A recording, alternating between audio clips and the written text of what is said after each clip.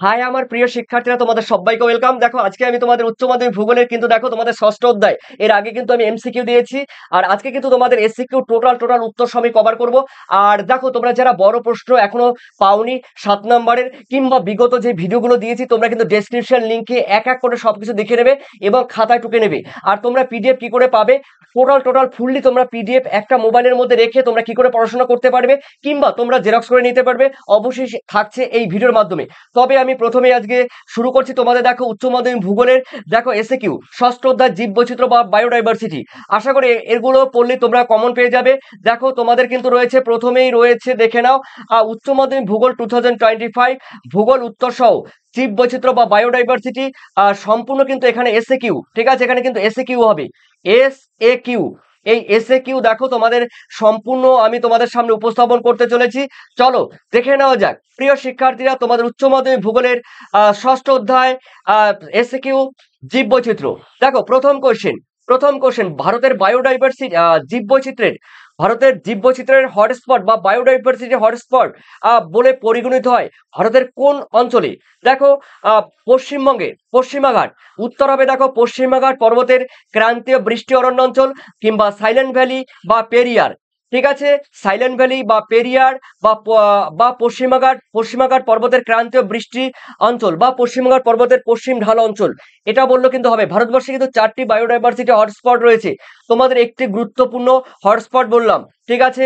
এরপরে রয়েছে সুন্ডারল্যান্ড রয়েছে, উত্তর পূর্ব ভারতের পার্বত্য অঞ্চল রয়েছে, এরকম ভারতের 4টি কিন্তু তোমাদের বায়োডাইভার্সিটি হটস্পট রয়েছে। এরপরে রয়েছে দেখো তোমাদের সেকেন্ড কোশ্চেন মধ্যে রয়েছে পৃথিবীর জৈব বৈচিত্র্যের হটস্পট বা উষ্মা মণ্ডল কয়টি রয়েছে? দেখো টোটাল পৃথিবীতে বায়োডাইভার্সিটি হটস্পট বা উষ্মা মণ্ডল রয়েছে কিন্তু টোটাল 36টি রয়েছে ভারতবর্ষে, তার মধ্যে আমাদের ভারতবর্ষে কিন্তু 4টি রয়েছে।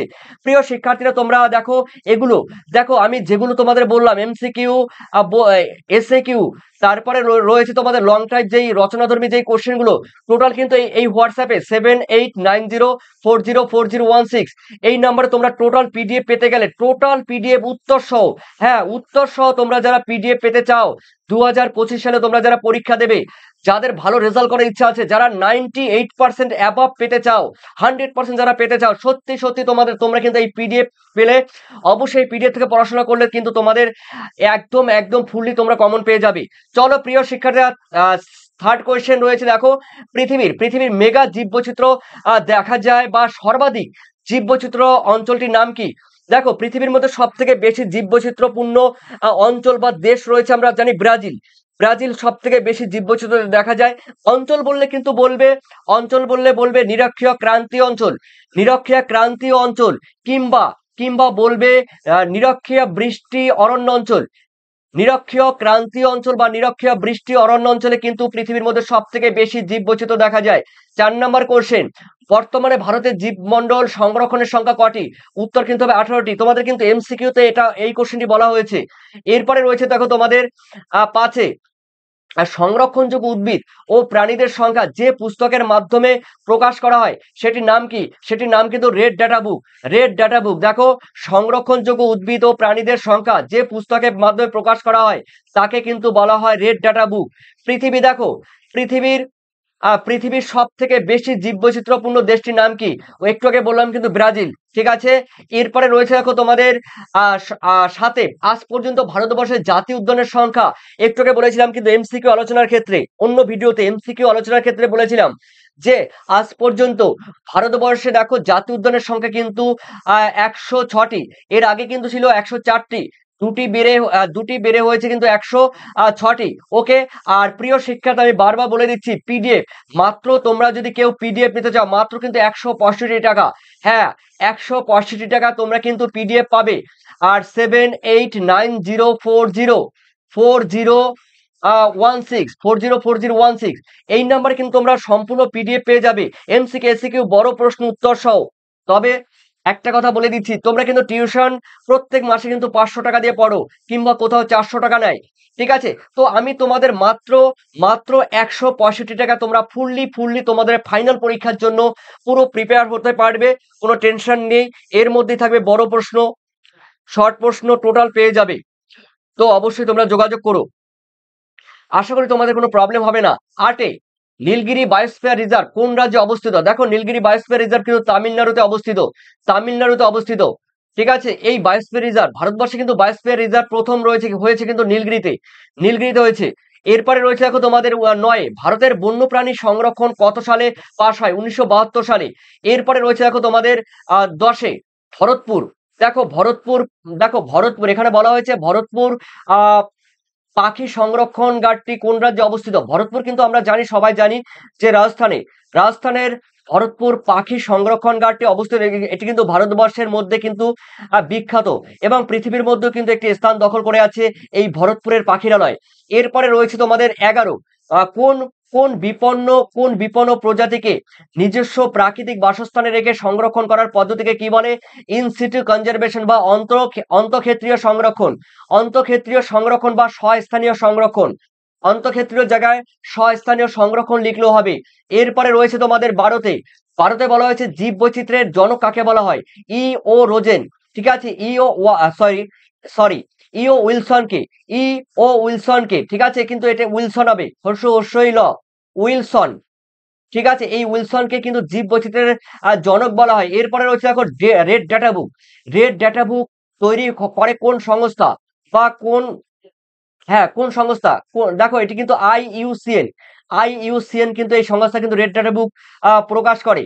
এরপরে রয়েছে দেখো আইইউসিএন এর সম্পূর্ণ নাম কি? 1948 সালে তৈরি হয় international union for conservation of nature. কোনো জায়গায় কিন্তু তোমরা ব্র্যাকেটে লিখে দেবে অ্যান্ড ন্যাচারাল রিসোর্স, তার মানে international union for conservation of nature. ঠিক আছে, নেচার অ্যান্ড ন্যাচারাল রিসোর্স। ওকে, এরপরে রয়েছে তোমাদের 15তে রয়েছে দেখো একটি ভৌগোলিক অঞ্চলের ভিন্ন বাসস্থানের জীবগোষ্ঠীর মধ্যে যে বৈচিত্র্য থাকে তাকে কি বলে? তাকে কিন্তু বিটা বৈচিত্র্য বলে। এর আগে কিন্তু ভিডিওতে আমি আলোচনা করেছিলাম। এরপরে রয়েছে দেখো তোমাদের 16 বলা হয়েছে ভারতে অরণ্য সংরক্ষণ আইন কত সালে প্রণয়ন করা হয়? 1980 সালে। এরপরে রয়েছে তোমাদের 17তে বলা হয়েছে ভারতের প্রথম জাতীয় উদ্যান 1936 সালে, সেটির নাম কি? দেখো এটি কিন্তু জিম করবেট ন্যাশনাল পার্ক। দেখো এই জিম করবেট ন্যাশনাল পার্ক বা উত্তরাখণ্ডে রয়েছে, উত্তরাখণ্ডে রয়েছে জিম করবেট ন্যাশনাল পার্ক। তোমরা দেরাদুন নাম শুনেছো, উত্তরাখণ্ডের দেরাদুন রয়েছে। তো ভারতবর্ষের দেখো প্রথম জাতীয় উদ্যান বা ন্যাশনাল পার্কটির নাম হলো উত্তরাখণ্ডের জিম করবেট ন্যাশনাল পার্ক 1936 সালে। এরপরে রয়েছে দেখো তোমাদের রয়েছে 18তে ভারতের প্রথম জৈব বৈচিত্র্য সংরক্ষণ অঞ্চলটির নাম কি? নীলগিরি তামিলনাড়ুতে। এরপরে রয়েছে তোমাদের দেখো 19 বলা হয়েছে প্রাকৃতিক পার্থক্য অনুযায়ী জীব বৈচিত্র্যকে ক ভাগে ভাগ করা যায়? 3 ভাগে। জিনগত বা জন্মগত বৈচিত্র্য, প্রজাতিগত বৈচিত্র্য ও বাস্তুতান্ত্রিক বৈচিত্র্য, 3 ভাগে ভাগ করা যায়। এরপরে রয়েছে দেখো তোমাদের 20তে জন্মগত বৈচিত্র্য কাকে বলে? দেখো জীবের মধ্যে গঠনগত, প্রকৃতিগত, জিনগত বিভিন্নতাই হলো জিনগত বৈচিত্র্য। এটা হবে জিনগত বৈচিত্র্য। তার মানে জিনগত বা জন্মগত বৈচিত্র্য বলতে জীবের মধ্যে, মানে যে কোনো জীবের মধ্যে গঠনগত, প্রকৃতিগত এবং জিনগত বিভিন্নতাই মানে পার্থক্যই হলো জিনগত বৈচিত্র্য। ওকে, 21 তোমরা দেখে নাও।